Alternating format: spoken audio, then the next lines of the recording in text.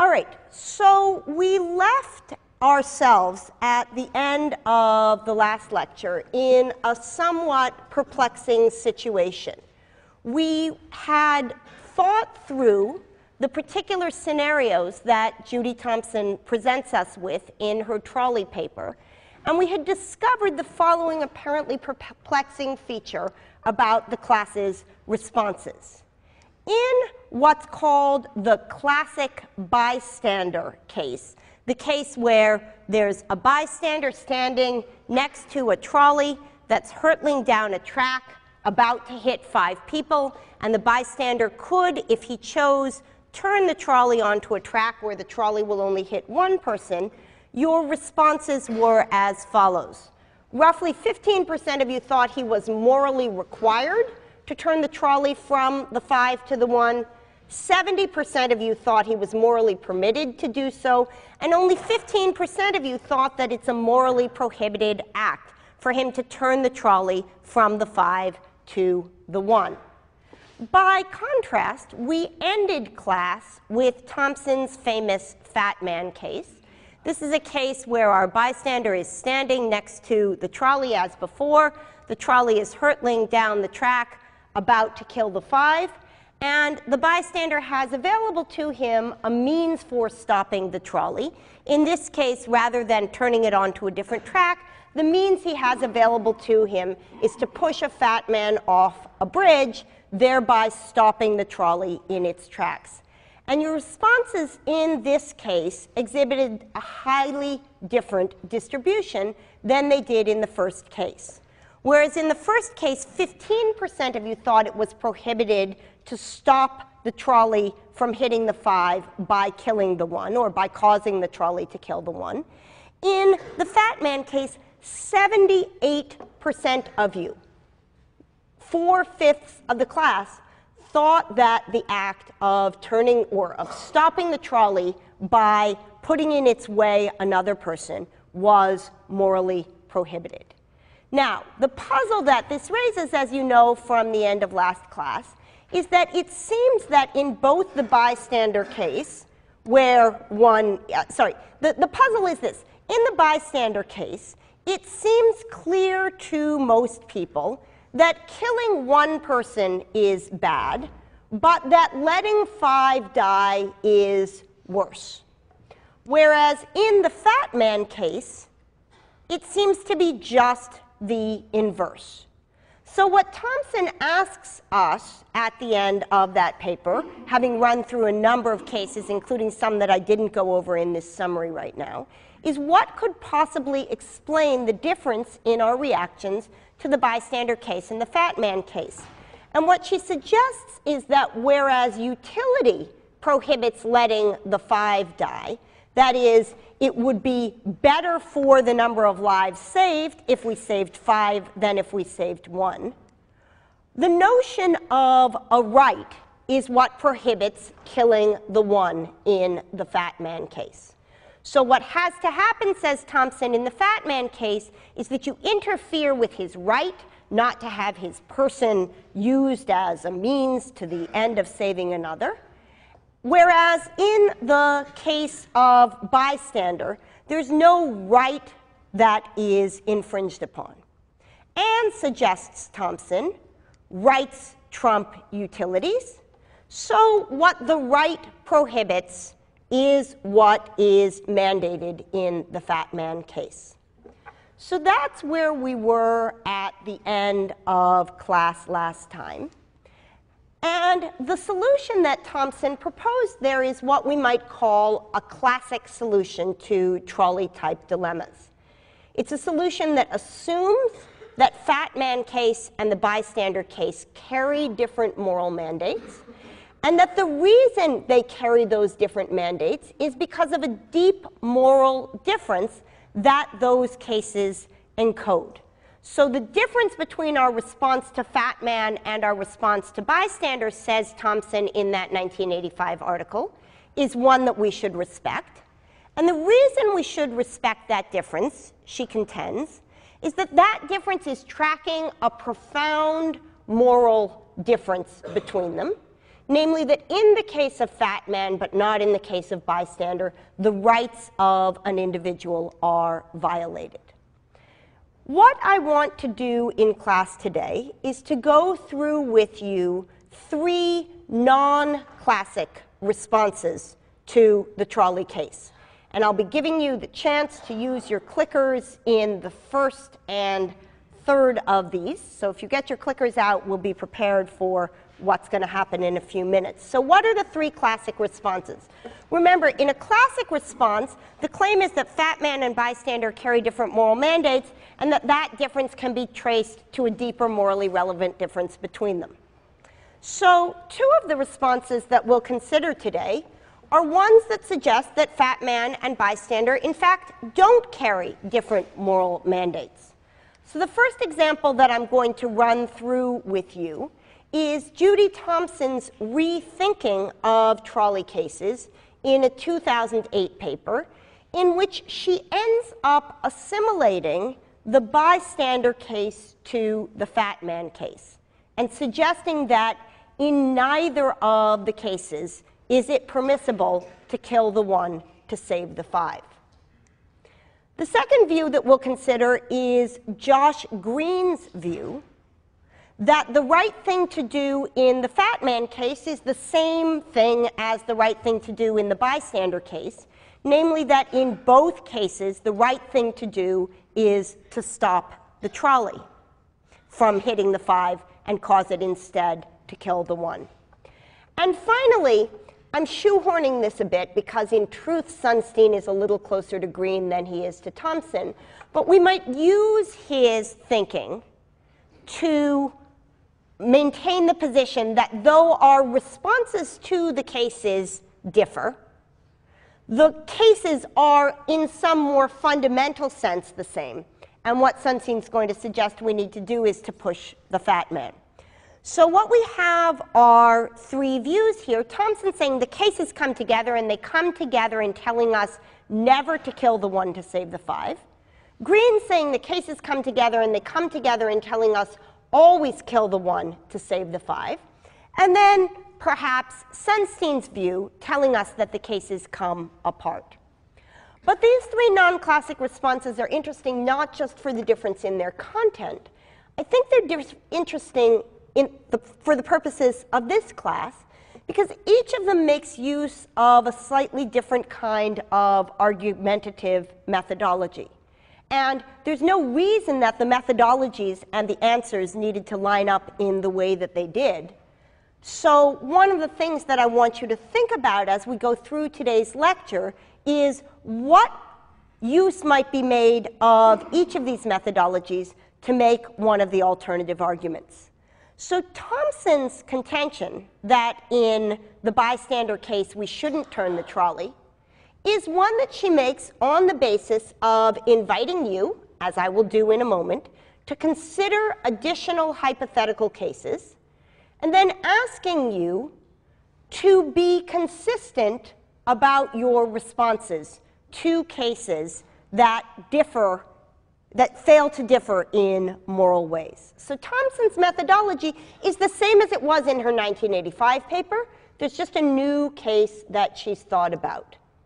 Sunstein's methodology is to canvass a large array of literature in the heuristics and biases tradition, and to suggest that moral reasoning is no different than any other sort of reasoning.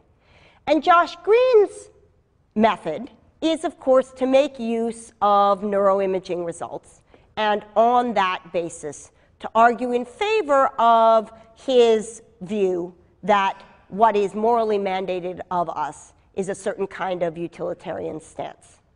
So let's start, and here you'll need your clickers, with the additional hypothetical cases that convince Judy Thompson, and may convince you, that it's not okay to turn the trolley in bystander. So the case that Thompson presents us with is a case that we'll call bystander's 3 options.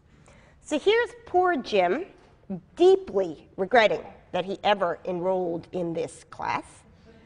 standing by the trolley in a usual bystander dilemma where the trolley's about to hit the 5 and Jim has the possibility of deflecting it to hit the 1. But because Jim lives his life in Judy Thompson's thought experiment, she has, in rather dastardly fashion, introduced a third track, at the end of which, rather unfortunately for Jim, Jim is standing. Now here is Jim's three-way dilemma. 1, allow the trolley to continue on its original path. Allow the trolley to continue on its original path, killing the 5. Option 2, deflect the trolley so that it hits the other guy. Option 3, deflect the trolley from the 5 to the 1. Oh, except the 1 is Jim. Question, in three-way bystander, is it if Jim decides to turn the trolley, so we're ignoring the case where he lets it hit the 5. He's turning the trolley, he's made the decision to turn the trolley. The question is the following. Is it morally required for him to turn the trolley onto the track where it hits the other guy instead of himself? Is it morally permitted but not morally required for him to turn the trolley onto the track where it hits the other guy instead of himself? Or is it morally prohibited for him to turn the trolley onto the track instead of to himself? So we're assuming that Jim has made the decision to turn the trolley from the 5. After all, it's a straight bystander case. If he doesn't turn the trolley, it's going to hit the 5. 78% of you have previously told me that what one ought to do, or at least what one is permitted to do in this case, is to turn the trolley. How come there's no responses coming, guys? It's not working? Oh my goodness. All right, so why is it not open for you? Let's try. Is it open now? Tragic. This is really, really very, very horrible. That did not work. Okay, the whole lecture today depends upon these working. So let's try this again and tell me now whether this works. Is it working? Okay. Is it working now? No? Still no? No? All right. We're going to have to run this. All right. I think there's nothing I can do. I'm going to try resetting once more and see if that works. And I'm going to try removing and then returning this receiver. And then, if not, we're going to do the old-fashioned show of hands, and all my beautifully constructed slides will turn out not to be useful. But that's all right. Worse things have happened in the world. All right, try it again. Yay! Awesome. I have no idea what I changed. Okay, so answering this question, wow, there's 64 of you, there's 71 of you. We'll do the countdown, 10, 9, 8. So let's see how the numbers come out in 4, 3, 2, 1 seconds. Oh, and it's so exciting, especially because we had to suffer first, the contrast. Okay, so in this case, 6% of you think it's morally required for Jim to turn the trolley onto the other man. You are the 6% who continue to be outliers, or perhaps you're different people, but let's look at what's going on. 61% of you think it's morally permitted for him to turn the trolley onto the other man, but only 32% of you think it's morally prohibited for him to turn the trolley onto the other man. Now, interestingly, Judy Thompson expects that more of you will fall into this category. So it's an interesting question for us to think about as a class, why it is that she is under the impression that it's rather surprising that this is the response that you gave. But in any case, let's move to a second contrast case and see how this goes. Okay, suppose now that we have only a two-way case. In the two-way case, bystander, Jim, has only two options. Either the trolley's going to hit the 5, or he can deflect the trolley in such a way that it hits him. I want to go back for a second and just get the numbers that I got on the last slide, because I forgot to record those for myself, thrown off as I was by our situation. So let me just record these. 6, 61, 32. Okay, so moving on to the new case, it's a two-way trolley, and the question is this: in bystander's two options, is it morally required for him to let the trolley hit the 5 instead of himself? Is it morally permitted for him to let the trolley hit the 5 instead of himself? Or is it morally prohibited for him to let the trolley hit the 5 instead of himself? Okay? So let's think through that case. So remember, it's a two-way case. The trolley's heading down towards the 5. And the question is it required, permitted, or prohibited for him to turn the trolley from the 5 to hit himself? Okay? And let's see how the numbers come out here. We've got roughly 10 seconds to find out whether your distribution is going to be similar or different here. Okay, so here's how the numbers come out. 8, 70, 22. Now, the case with which we want to contrast this is the bystander, classic bystander case.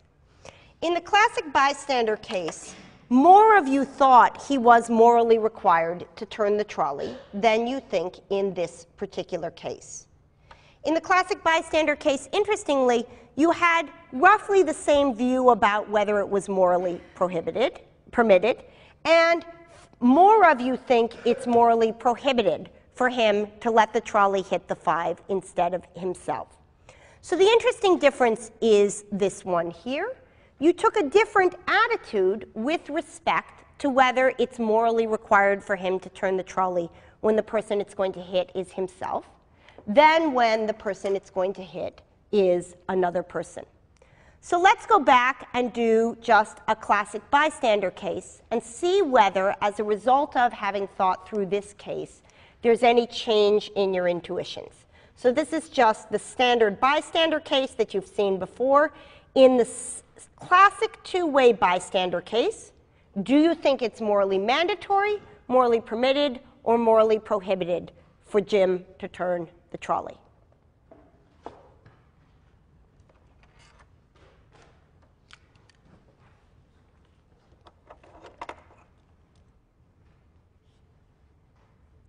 So we're at 3, 2, 1, and let's see how the numbers come out. 20, 65, 15. So as a result of having thought about the first person analog, some, though many fewer than I would have thought, some of you changed your view. Whereas originally 15% of you thought it was morally mandatory to turn the trolley, oh, you've changed your view exactly the direction against the one I would have predicted. So here's a mystery. Here's a little bit of experimental philosophy done in our classroom.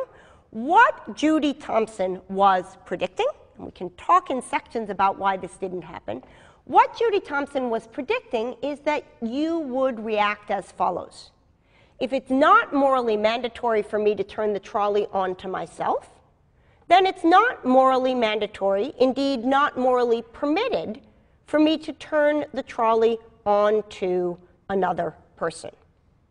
If I'm not willing to take a hit myself in that case, I shouldn't be deciding on behalf of another person that he take that hit.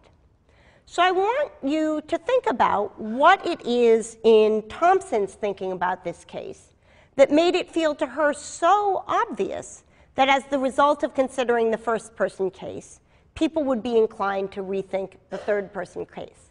And I have to say, I myself, in reading Thompson's 2008 paper, am very easily brought into the mindset she describes there.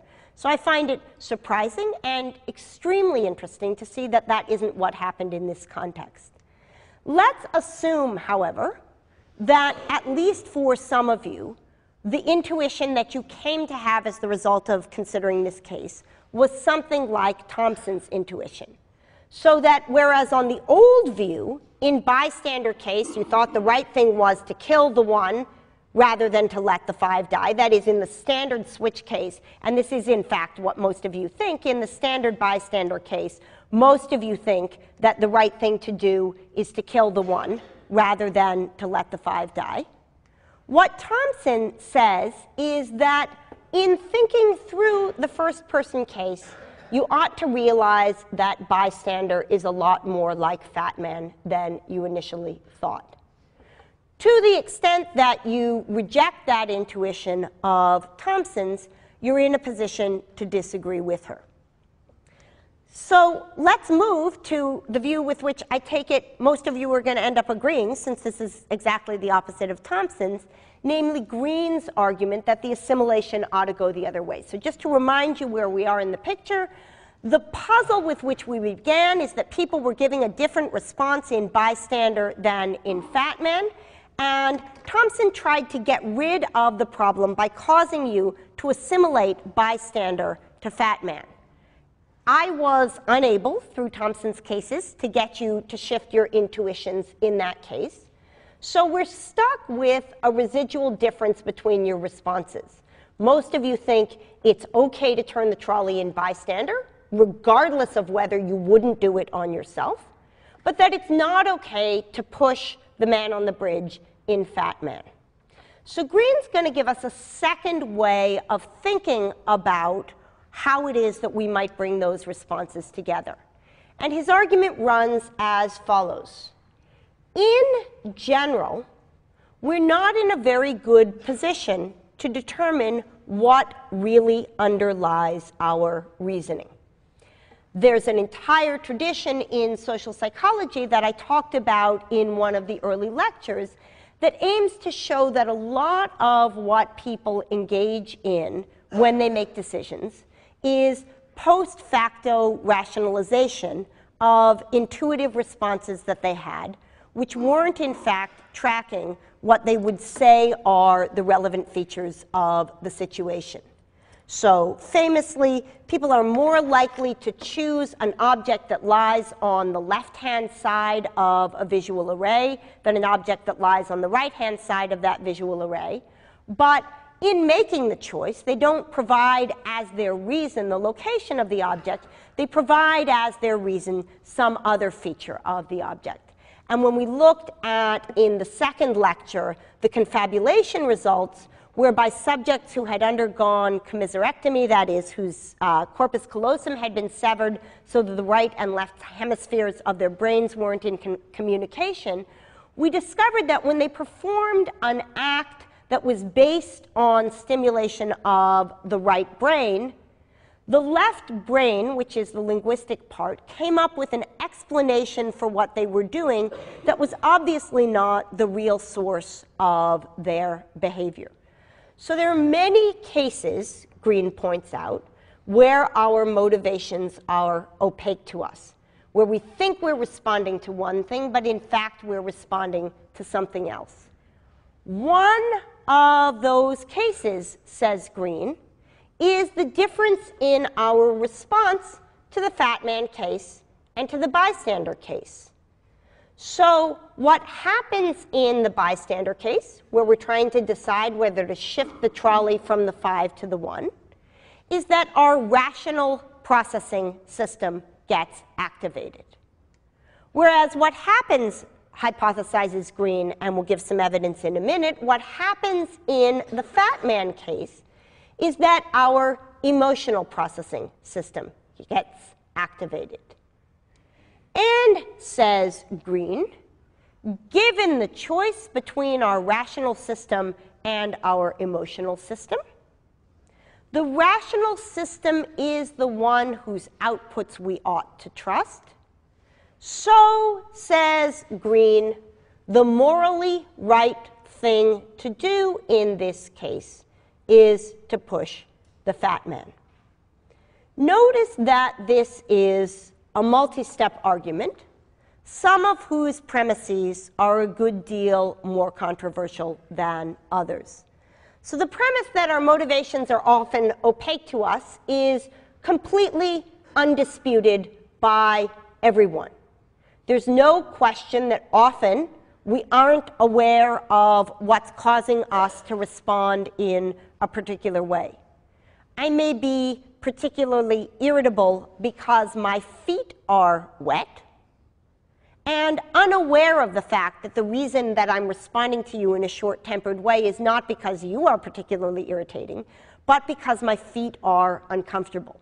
This phenomenon is undeniable. The question of whether what actually explains our different responses in these two cases is an interesting empirical question. And there has been collected over the last decade or so some pretty interesting neuroimaging data suggesting that there are systematic activation differences in what goes on when people give utilitarian responses to cases, and what goes on when people give responses to cases that seem to involve the sorts of notions to which deontologists appeal, notions like rights. And there is a certain amount of additional evidence coming from other research that the areas that are differentially activated in those two cases correspond on the one hand with what is often thought of as a rational processing system, a calculative processing system, whereas in the other, they correspond with areas of the brain that have been in independent cases implicated in emotional processing. So the first premise is uncontroversial.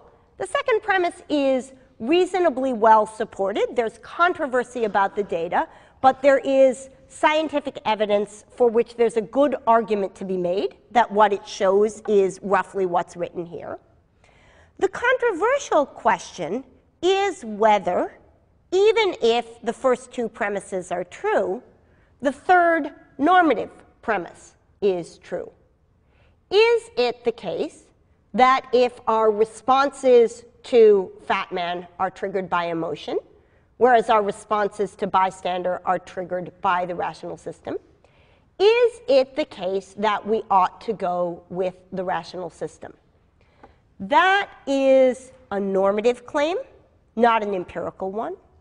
And even if the arguments that we're going to consider in a minute successfully establish the truth of the second premise, we don't yet have the truth of the third premise thereby established. So let's talk about the evidence that Green has found in favor of the second premise, in favor of the premise that what goes on in cases like Fat Man is an emotional response, whereas what goes on in cases like classic bystander is a rational response. So Green has, for the last decade or so, put people into fMRI machines, into scanners, which track where blood is flowing in the brain, and presented them in the scanners with three kinds of dilemmas. The first kind of dilemma are dilemmas that he calls moral personal dilemmas. These are dilemmas like Fat Man, where you're being asked whether you want to push the fat man off the bridge. Dilemmas like the doctor case, which I presented, where we're considering whether to cut up a healthy patient to save the lives of others. Dilemmas like a lifeboat case, where there's not enough food and water to go around on the lifeboat, and you're considering whether to throw off one of the people on the lifeboat so as to leave enough food and water to go around for the remaining subjects. So that's the first class of cases that he has subjects consider in the scanner. The second class of cases that he has people consider in the scanner are what he calls moral and impersonal cases. So these are cases like bystander at the switch, where you're facing a moral dilemma, but not one where you are imagining in an up-close and personal way, causing particular harm to a particular individual who's in your proximity. Cases like ones where you found a lost wallet and you need to decide whether to return it. Cases where you're voting on a policy that will have certain kinds of effects on people, but where those effects are relatively remote from you. And finally, he presents people with what he calls non-moral dilemmas. Questions like, if I'm trying to get from Cleveland to Chicago, should I take the bus or the train or a plane? Or if I'm trying to decide which coupon to use on the internet to save on shipping, should I do this or that? Cases that involve the same kinds of objects, right? Fat Man involves trains. Bus versus train involves trains. We might have a coupon use case where you're using the coupon to buy a boat. Lifeboat involves a boat. So he has the subjects in the scanner, and they're presented with these sorts of cases. And you'll notice that I've put a little color-coded box here of black, gray, and white. What Green discovered in the 2001 paper, and let me say some of these data have since been reanalyzed, so some of the details haven't held up, but many of them have.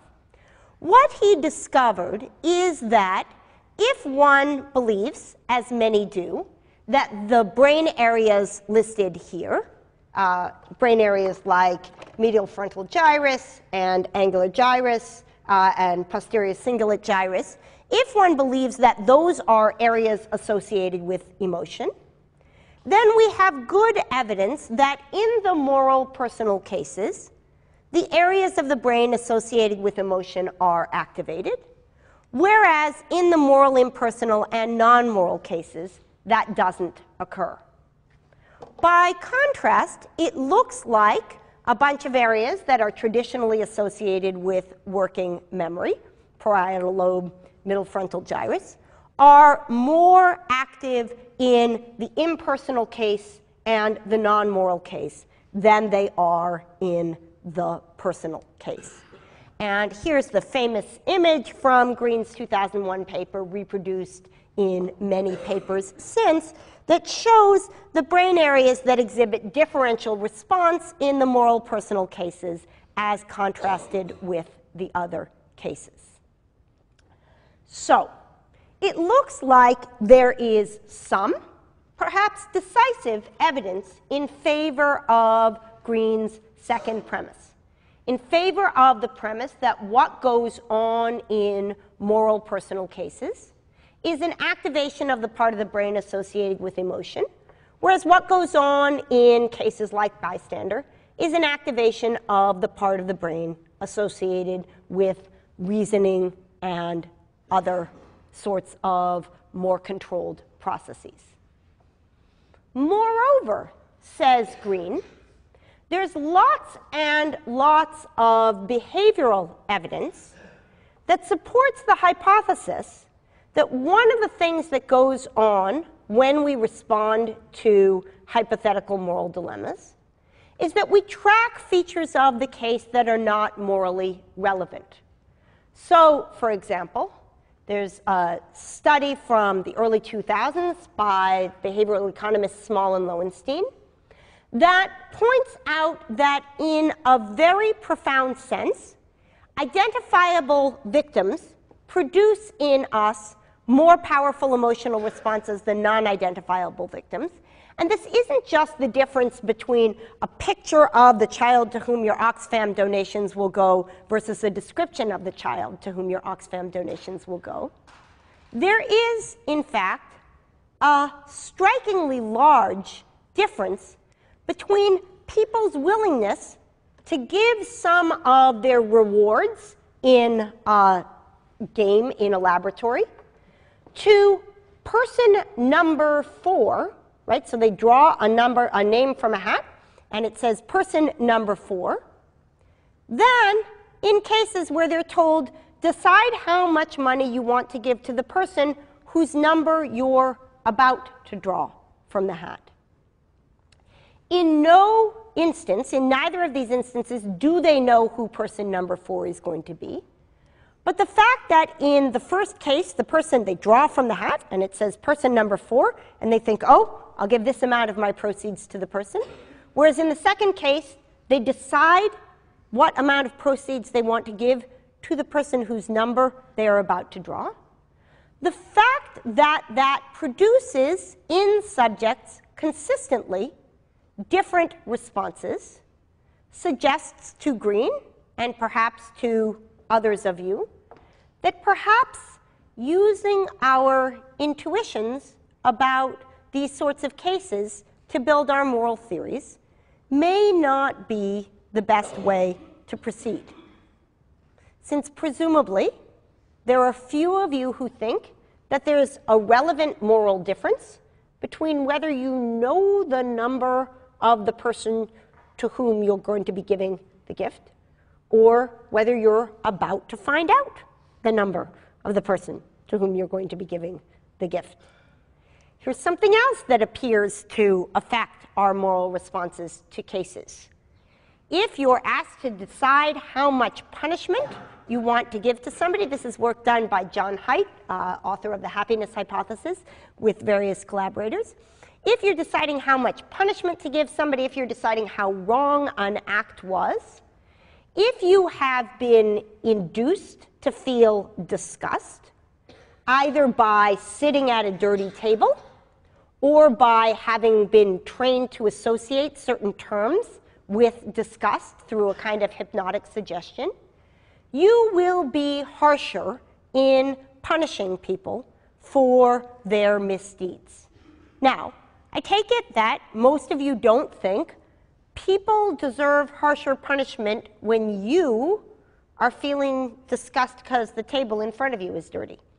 I take it you think that how bad an act is that somebody else has done is independent of your feelings of disgust. But it looks like one of the things that condemnation tracks is that feeling. And in a minute, I'll talk about how that connects to Sunstein's more general discussion of heuristics. Finally, some work by David Pizarro, a Yale PhD, suggests that in specific trolley cases, we can get people's intuitions to move around in cases like Fat Man just by varying what most people would say are morally irrelevant features of the situation. In particular, Pizarro presents subjects with two different versions of the Fat Man case. In the first, you're asked whether it is morally permitted, required, or prohibited to push a man named Tyrone Payton off the bridge in order to save 100 members of the New York Philharmonic. And in the second, you're asked whether it's morally acceptable to push a man named Chip Ellsworth III off the bridge to save 100 members of the Harlem Jazz Orchestra. So the question is whether pushing a white man off the bridge to save 100 people of African descent, or pushing a black man off the bridge to save 100 people of European descent, should produce different responses. And interestingly, perhaps as the result of a certain kind of self-correction, liberals say it is less morally acceptable to push Tyrone Payton off the bridge than to produce Chip Ellsworth. Regardless of which direction the numbers come out, what's interesting is the numbers come out differently, tracking a feature which most of us would think isn't a morally relevant feature. So it looks like strengthening Green's second premise, and this is an argument that he makes in more detail in a paper from which we'll read excerpts after the break called The Secret Joke of Kant's Soul. It looks like there's pretty good reason to think at least some of our responses to these cases are tracking features which we wouldn't reflectively endorse. And Green thinks in particular, in Fat Man, our reluctance to push the fat man off the bridge is tracking one of those morally irrelevant features. Deontological judgments, says Green, those where we're unwilling to make the utilitarian move. Deontological judgments, says Green, are driven by emotional responses. Consequentialist judgments are driven by cognitive ones. And the deontological responses, he says, lack moral significance. In fact, deontology itself is a kind of moral confabulation. I'm going to give Kant the last word in this lecture. So those of you who are crying for the sage of Königsberg realize that he will get the very last word in today's lecture, complete with a beautiful image of his face. But before I do that, I want to spend the final 10 substantive minutes of the lecture talking you through the third article which we are considering for today, namely Cass Sunstein's article. So Sunstein, in somewhat similar vein to Green, though drawing on a slightly different literature, argues that a good portion of our moral reasoning operates in exactly the same way that our regular reasoning does, namely by making use of heuristics, which we know about from the lecture on January 20th on dual processing. Heuristics are fast and frugal tools for dealing with the complexity of the world when we're faced with time-sensitive decision-making tasks. And the way that heuristics work is really smart. They work by means of something called attribute substitution.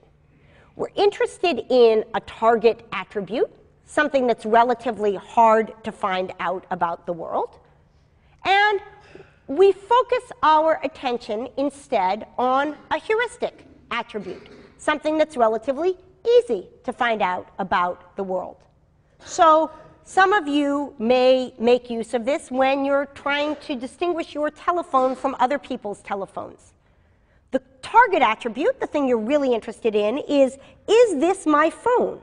Something which you're only going to be able to determine by turning on the phone and looking to see whether the numbers in it are the numbers that you've placed into it, let's say. But you might make your life easy by putting a cover on your phone or a sticker on your phone or some surface feature on your phone that will let you find your phone quickly and well, right? So you're going to make use of an easy-to-find attribute rather than a difficult-to-determine attribute. In general, this is an extraordinarily good way to navigate the world. Target and heuristic attributes generally coincide. That's how the heuristic attributes came to be the ones which you're using as the markers of the target. And it takes much less effort to process surface features of the world than to spend your time working through the details of each of the things that you want to make sense of. So I observed myself this morning making use of a target attribute on my way into school. I was stopped at a stoplight, and I noticed out of the corner of my eye that the car next to me had started to move. Now, obviously, the attribute in which I was interested in was whether the light had turned green. But because I couldn't quite see the green light from where I was sitting, I was able to use instead the motion of the car next to me as an indicator of the thing that I was concerned with. Now, of course, the heuristic could have misfired in this case. It could have been that that car was moving even though the light was still red. It could have been that that car was moving in the left lane and had a special light that I didn't. But for the most part, we make use of heuristics all the time, and they help us.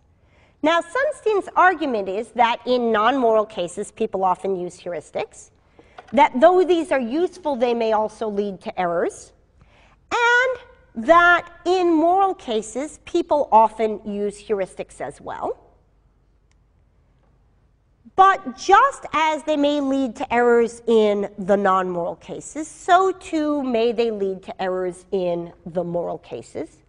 And in particular, he thinks they do in a number of cases that he goes on to discuss.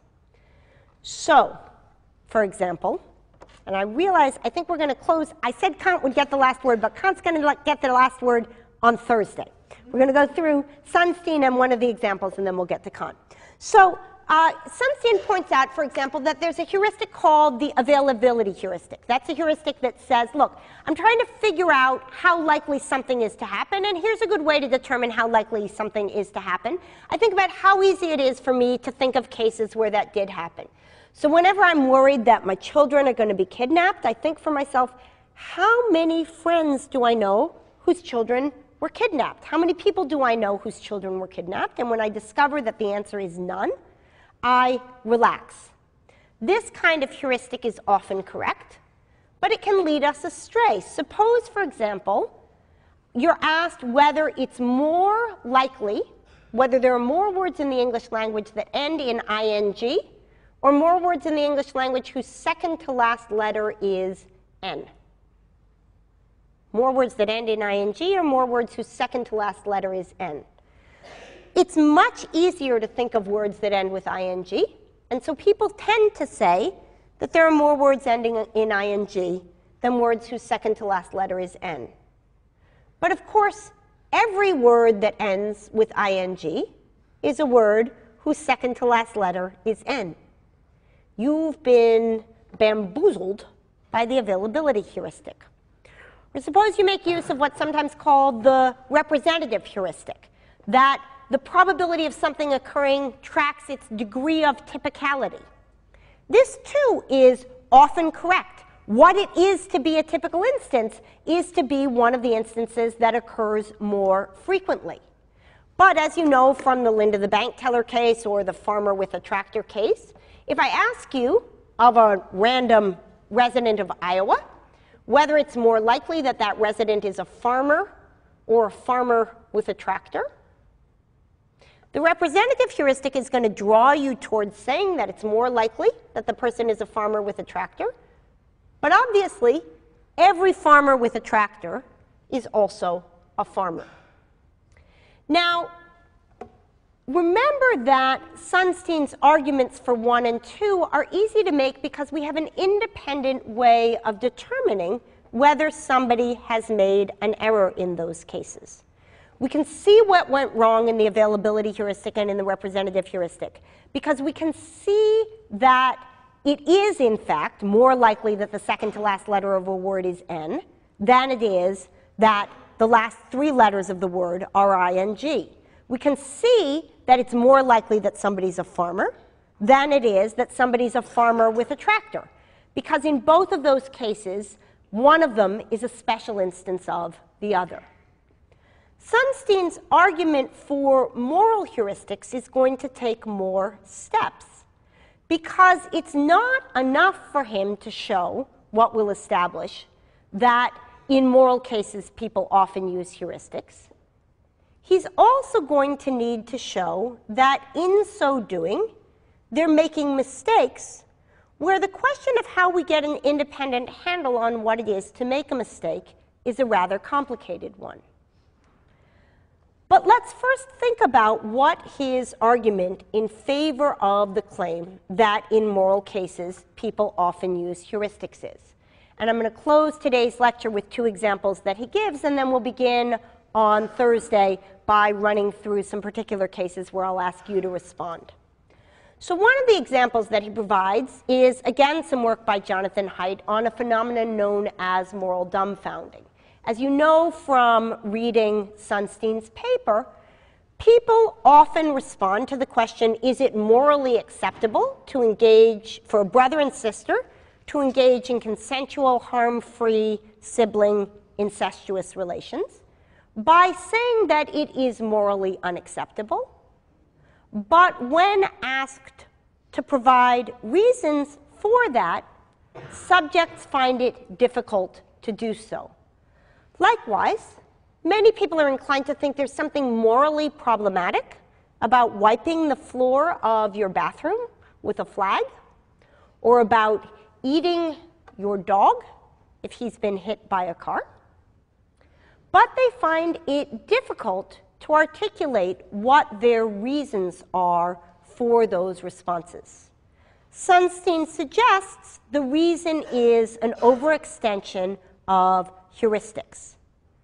Likewise, he points out, in moral framing cases, and we'll start with this next lecture, cases like the Asian disease case that I presented you with in our lecture on January 20th, whether you present a moral dilemma as involving lives saved, or by contrast, lives lost, even when those are just complementary descriptions of the same outcome, people are likely to have different responses. And Sunstein concludes on that basis that people make use of heuristics in moral reasoning, just as they do in non-moral reasoning. And we'll begin on Thursday with Sunstein's discussion of those cases, and then we'll let Kant and Mill get the last words in the trolley debate. I'll see you then.